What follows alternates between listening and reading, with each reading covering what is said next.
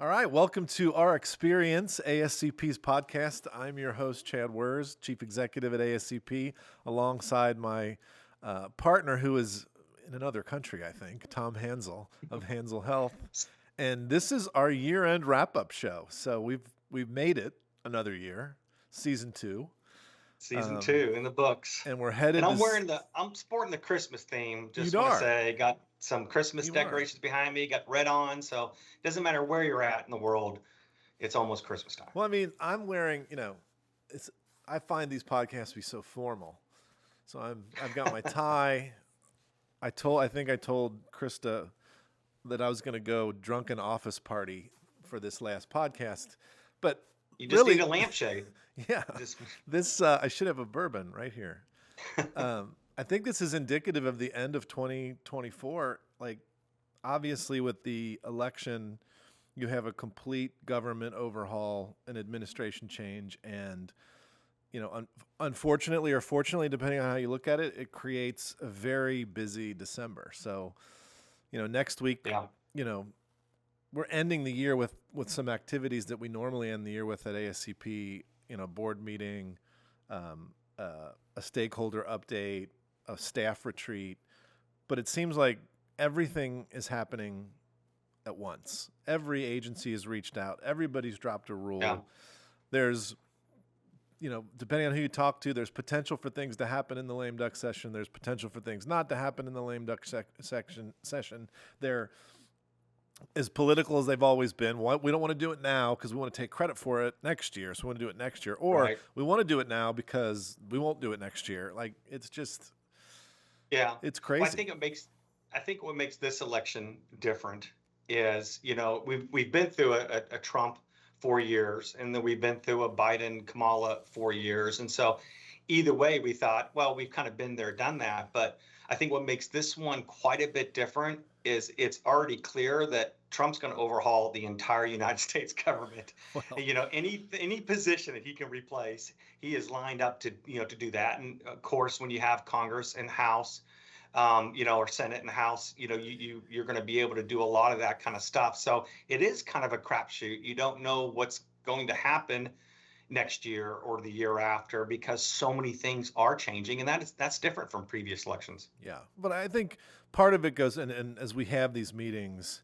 and listen to everybody sort of predict and start to strategize about what next year looks like, we obviously don't have any confirmations yet of any of the nominees. So there's a lot of anxiety around RFK Jr. Right. and Dr. Oz and different picks Elon. for different Yeah. secretaries. Yeah, and what are they going to do with the DOGE, the government efficiency group? But you're starting to see things come into frame that, evidence is going to be particularly important. However you feel about RFK, he obviously has a slant that, he wants to know what's in his food. He wants to know what's in his drugs. He wants to know if they're safe. And there's a piece of that that's reasonable. Like, yeah, we should have evidence. So evidence, I think, is going to be an important part of at least the formation of this next government from a healthcare perspective. And then I think anti-regulation, if anything, we're going to make government more efficient. We're going to, so there's going to be an anti-regulatory component to this. We're going to strike down the staffing mandate. And so as we start to frame what our issues look like, we need to figure out how our issues fit into that frame. So if we want to see, a better quality metric for antipsychotics in nursing homes, well, let's frame it as, there's a lot of regulation around antipsychotics in nursing homes. And what can we deregulate but create space for what we want as pharmacists and pharmacies as it relates to that issue. And we need to think of all the issues that way. Right. So how are we going to frame them so that, if it is an RFK Jr., or if it is a Dr. Oz that we're dealing with, that they're going, hey, good for long-term care pharmacy. They brought us some solutions. We can focus on food additives. And, we like their ideas in long-term care pharmacy. So that's the way we have to start thinking about things. No, for sure. And fortunately, ASCP, really doesn't matter if it's Democrat or Republican. No, Our focus is the health of the elderly patient, right? And so, we don't have to change strides or re-gear up and go in a different direction, our comments and what we need and what we've been saying all along still holds true, regardless of who's in the White House or who's over House or Senate. But I think when it comes to things like ECAPS, for example, I mean, I think that's going to be critical because their seniors are again growing in population. That's not going to change. Doesn't matter who's in Right. charge, and that continued long-term care at home focus and all those struggles that we see coming in almost a tidal wave. The senior tsunami that we've talked about for so long continues to grow and grow and grow, and whoever's in charge has to address that, because 4 years from now, when that when there is a new presidential election, now we're going to be sitting at 70 million, 72 million seniors. Yep. Yep. And even 2 years from now, when we go through the next round of House and Senate seats, I mean, it's going to happen pretty quick. And to your point, we need to be positioning ourselves for how the new administration prioritizes things in the healthcare system. And yes, we do not care if it's a Democrat or Republican, except in the sense, how do you view our issues and how are you going to help us get our issues forward? I think there's some advantages, just at face value, that we know that medical leadership is going to take it on the chin. They took it on the chin since COVID in terms of the kind of guidance that they released and how people felt about that.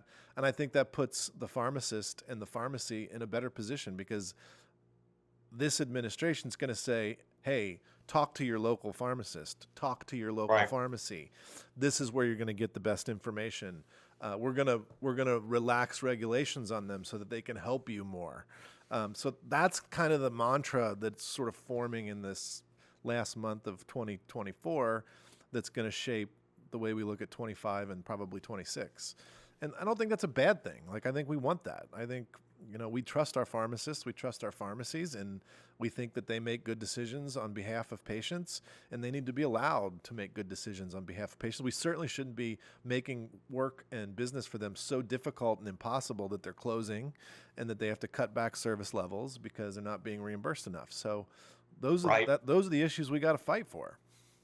Yeah, I mean, the big gorilla, that's 1,000-pound gorilla that's coming towards us, everybody's talking about, is IRA. Obviously, that's hit a little bit here with the insulins and going to hit inhalers Yep. next month. But the Eliquis, the Xareltos, those type of medications were about a year away. I understand some people are going to be even reimbursing before 2026 lower, and so those are real challenges. Those are real struggles, and in many ways it's a win for America for have lower drug pricing, but no one, I believe, in Capitol Hill realizes the impact it's going to have specifically for long-term care pharmacies. So I think that voice needs to be as loud as it can possibly be, because we're having more seniors than ever, but yet we're having lower reimbursement than ever for long-term care pharmacies, and those two things aren't going to work out too well together.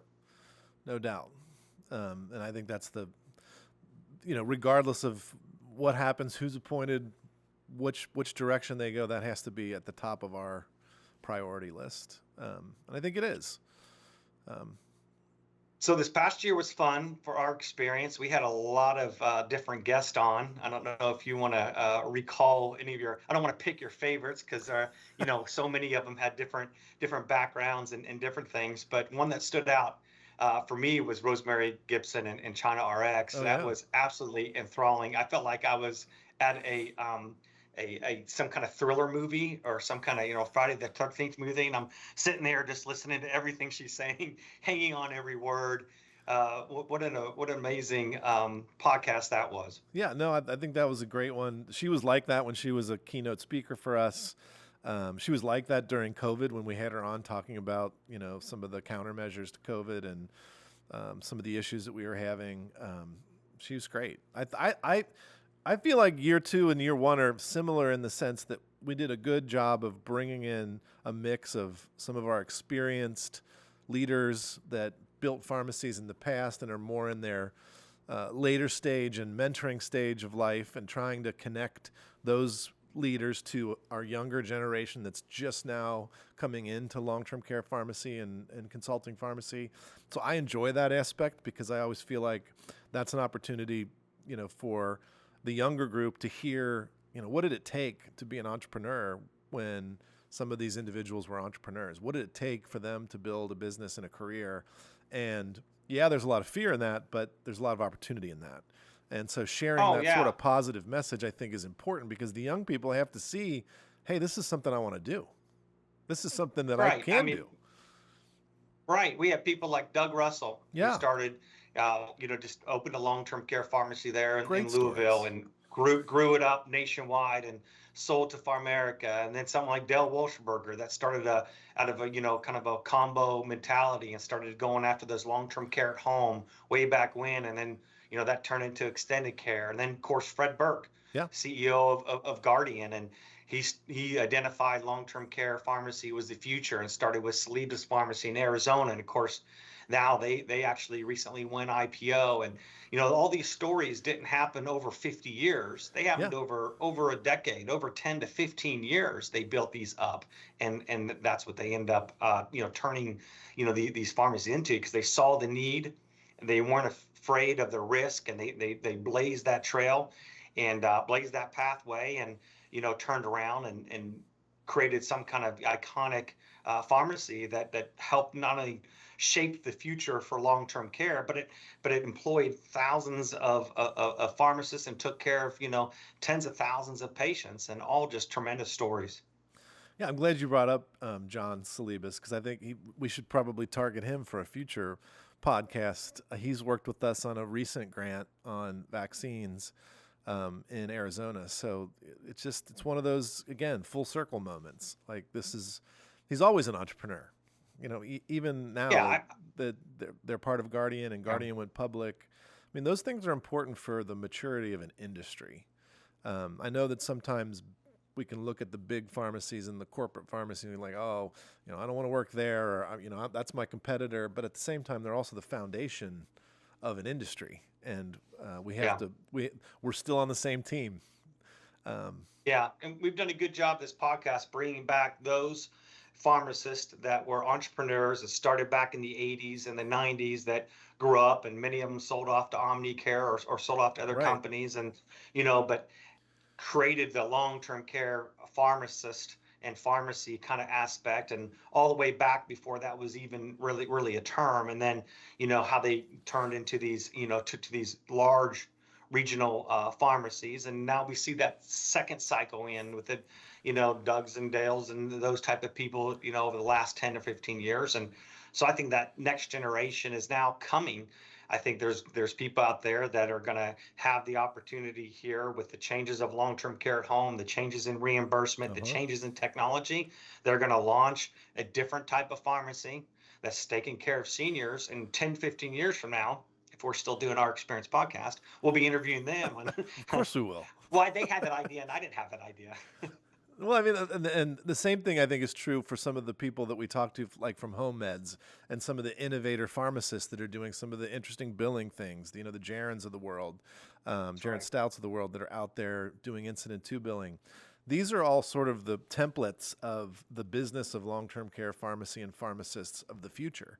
And to your point, we're seeing in real time the development of an aspect of pharmacy that in 10, 20 years, you're going to be like, oh, well, that's why everybody does it now. I mean, long-term care at Right. home, of course. Why would we had to? We had so many people Yeah. coming. Like, of course Right. people paid Vaccine for these clinics, those services. are norm. Yeah. Yeah. So, sometimes it's hard in real time to look at it because it's always, um, let's get them to let us do it so we can do it. But the reality is we're just going to go do it and they'll catch up with their reimbursement. They'll catch up with their service levels Certainly. and regulations. And that's sometimes a tough pill to swallow, but by the same token, that's kind of how it works. I mean, I'm sure the first people that blister carded medications for nursing homes were not getting paid any differently than the Right. local community pharmacy. It was an evolution, and then it became a necessary service that then got reimbursement and regulation around it. So I'm sure that's That's right. where we're headed. Yeah, they did it because it was the right thing to do for that Yep. patient and multiple nurses and handling that medication. And yeah, I think things like this, especially in the AI, IT type of thing, is going to be our world is going to become very common. Like, Yeah. what, you don't have a mobile app? Is that, Yeah. why not? Everyone has one of those. They can order their medications or whatever, whatever it ends up being. But we're at that part of our lives where we're now, as I'm watching football, I'm seeing people that came into the league or baseball or whatever it is. They came into the league, and I remember them as a child being a rookie, and now their children are professional athletes, Yeah. and they've been retired for a long time. They're coaches now or whatever, but their kids are, taking on college sports or in the NFL. And you're saying, man, I'm seeing that second generation now. I'm getting quite a bit older, and we're Yeah. we're seeing that in pharmacy as well. Yeah. That's not always great. Because you're right. Like even like seeing some of the coaches that were players as coaches, and you see how old they look, and you're like, wow, I remember watching them as a quarterback or as a player. Yeah. I guess that makes me old. Well, I'm not getting any older, but they sure are. I don't know That's what's the right. deal. That's right. That's right. So what But do you we're seeing the think? same thing What's in that? pharmacy. I said Yeah. we're seeing the same thing, seeing that Yeah. some kind of same evolution of pharmacy.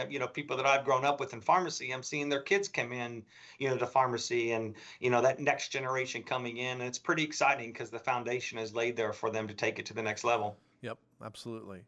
All right. So what's your forecast for 2025? Well, I always start off with, are you talking about after the Steelers win the Super Bowl? Oh God, Because it's been a really bad after year. we hold up the Lombardi Trophy, celebrate that, then the rest of the year, can whatever happens. I'm pretty much on cloud nine at that point. But um, no, I think again, we're not going to stop talking about IRA because it's not a one and done thing. That's going to continue to roll into the next year. Come January, we're going to get the 2027 list, which everybody's on pins and needles about, I believe. That's certainly going to be something that we're going to see a lot of I guess concern and focus and maybe repositioning, because it's clear that's going to be that first batch, at least, is going to really be hurting our operating profit of pharmacies. And so I think they're going to have to start maneuvering. I think they're going to have to find creative ways to significantly decrease costs because reimbursement is going to be decreased, and diversify the revenue. They're going to have to get more aggressive about going after incident to billing and vaccine billing, and or vaccine clinics and those type of things. So I think they're going to have to really focus on that. Um, I'm hoping that we're going to get some kind of PBM reform, and some kind of legislation somehow. I believe that's going to happen sooner than later in the first half of next year. I don't know how valuable that will be, but at least it'll start that. I think the dam will have its first kind of kink in it, and we're going to start seeing that open it up a little bit. So I think Yeah, those are the I two even biggest think things I'm thinking about. I still have some hope. Like you're seeing a lot of commercials right now, and I think that's going to continue until they go home for Christmas. And there's going to be a lot of pressure, even to get something done before this Congress Okay, leaves. good. I mean, we'll see. I mean, it could go a million different ways, but when you have a presidential election, and you have turnover in the House and the Senate, like we've had, there are people leaving that want to leave with some sort of legacy. And Yeah, because this is a bipartisan issue, because you have some pretty big named senators and congresspeople that were either voted out or retired, there's an opportunity for that. There's an opportunity to say, okay, yeah, Sherrod Brown from Ohio is an example. Like, hey, you've been here for 18, 20 years. I don't know what amount it is, but we owe it to him to pass something that he was, a leader on, and maybe that something has something to do with pharmacy or PBM reform. So there's still a little bit of hope that something will get done. yeah, And then to your point, especially about Trump 2.0, is their administration is coming in hot.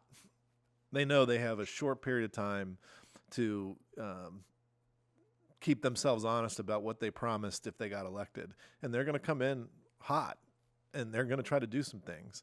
I think from our perspective, and what we've been working with our partners in the DC area about, is we need to set the narrative. Like, we can't sit here and wait for them to tell us what they think they want to do with long-term care pharmacy or with pharmacy at home. We need to start with, here's what we think you should do, and give them some things that Right. become easy buttons for them. Like, oh yeah, that makes a lot, like, hey, it's a Republican administration.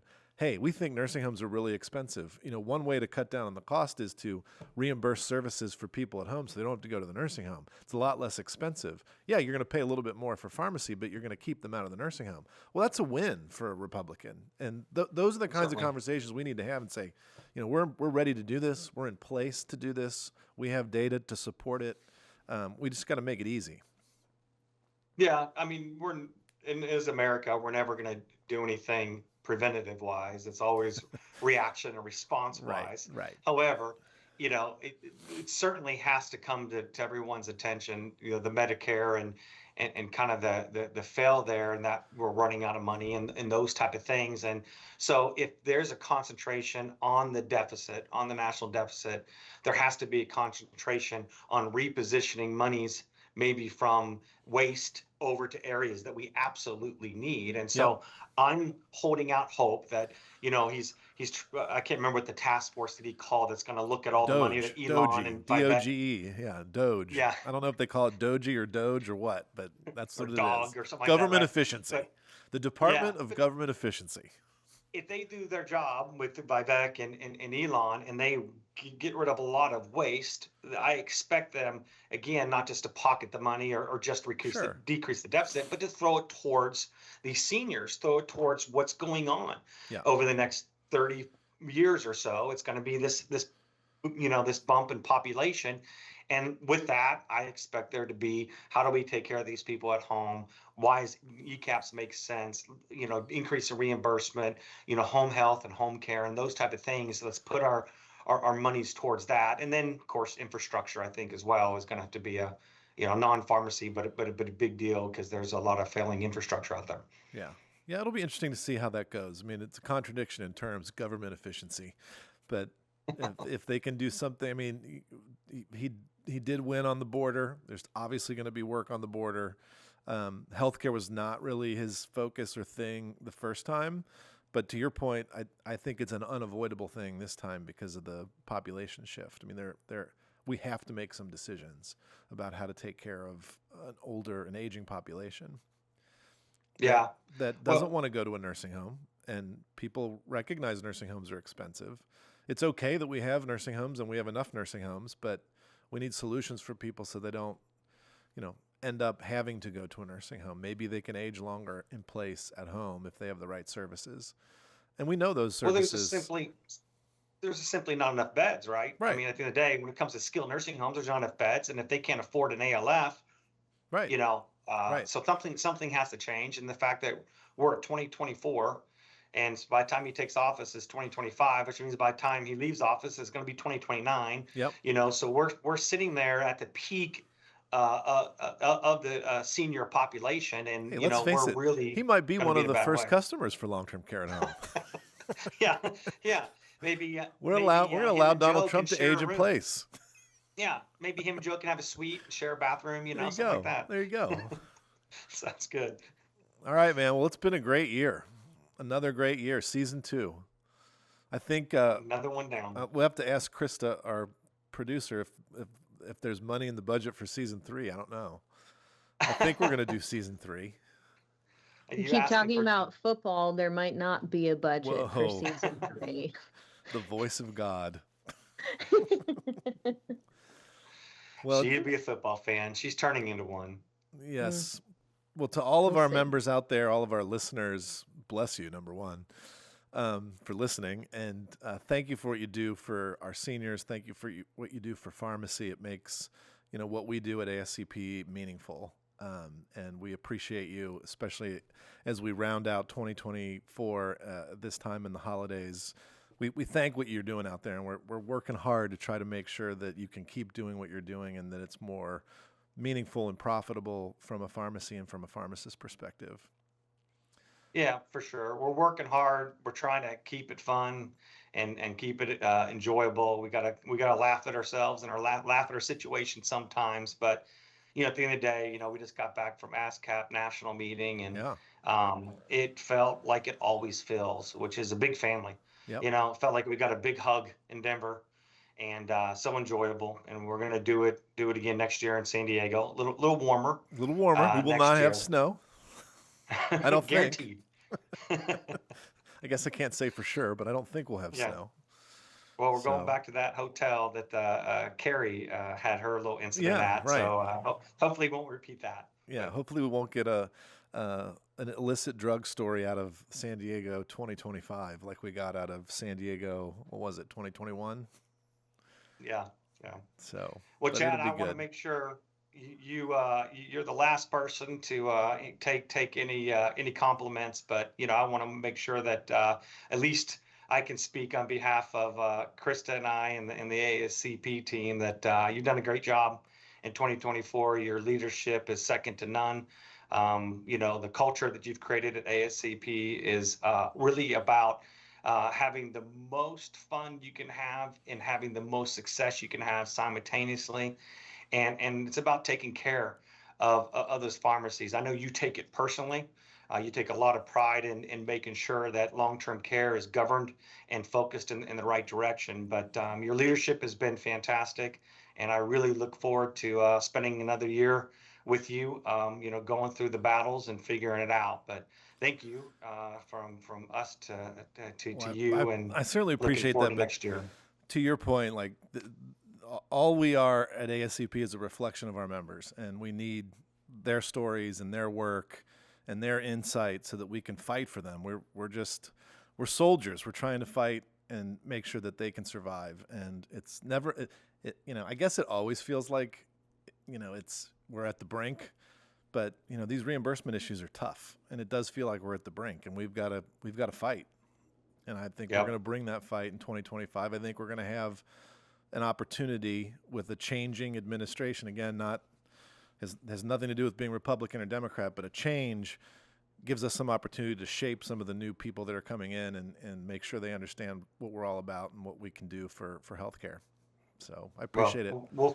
We'll follow your lead. Thank you for leading us, and have a great Christmas. All right, everybody, have a great holiday season, Christmas, New Year's, and we'll catch you in season 3 in 2025. Thanks for listening to Rxperience.